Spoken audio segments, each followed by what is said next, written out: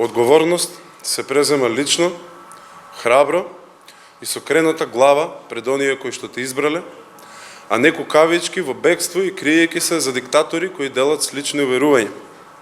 Причините за мојата оставка ги образложив и ги наведов во повеќе наврати, нема да навлегувам сега во нив. Тоа што сакам да го потенцирам е дека и ден денес Никола Груевски се уште раководи со ВМРО ДПМН, а Мицковски и сегашното раководство се само добри партиски послушници кои верно работат со својот побегнат лидер. Тие покажаа дека не може да бидат ништо друго освен тоа партиски послушници кои кога треба да одлучуваат со својата глава се кријат зад банални и смешни објаснувања. Збогум, Никола! Збогум, бидејќи во оваа држава можеш да се вратиш само со лисици на рацете, и во оваа држава ќе бидеш добредоден само на едно место кај што можеш да бидеш добредоден, во затвор, за да си одлежиш казната за злосторствата против нашиот народ и против нашата држава. Немам увид во истрагата ниту за нелегално снимениот и објавен разговор, ниту за мојата евентуална одговорност во целиот случај. Повторувам, целосна поддршка за правосудните органи, целосно да ги испитаат и двата наводи и повторувам уште еднаш без разлика на исходот од истрагата, јас ќе ја преземам мојата одговорност и ќе си ги сносам последиците од моето однесување. Каде ќе биде Павле Буковски поздрава? Дома. Јас не би можел да го замислам мојот живот каде што би бил молчелив.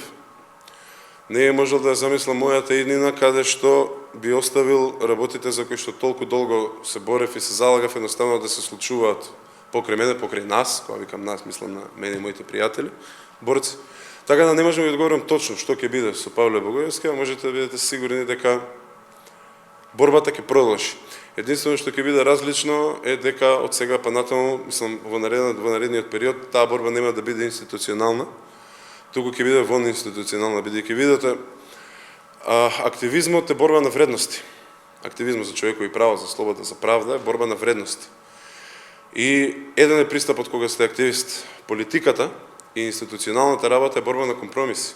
Веќе втората седмица од кога почнавме, еден од моите поискусни колеги од другата страна ме праша дали се кавам што се влегол во политиката. Реков да, се кавам. И ми рече добро, бидејќи тие политичари што не се кават или не си ја знаат работата или ја вршат криминално. Политиката е работа во која што треба постојано да се преиспитуват. Одлуките многу често се носат многу брзо, политичките околности, политичката реалност е една и вие како политичар треба да донесете одлука. После тоа ќе се преиспитувате, можеби ќе донесете и поинакви заклучоци како се требало да направите, како не. Но со времето нема назад. Најтешки кои што ми беа се одлуките кои што беа за доброто на оваа држава, ама се косат со принципите за кои што се боревме, односно со владењето на правото, правдата и еднаквоста пред законите. Имаше неколку такви одлуки кои беа политички нужни, не би ги напоменал кои се. Тие ми беа најтешки за практикување.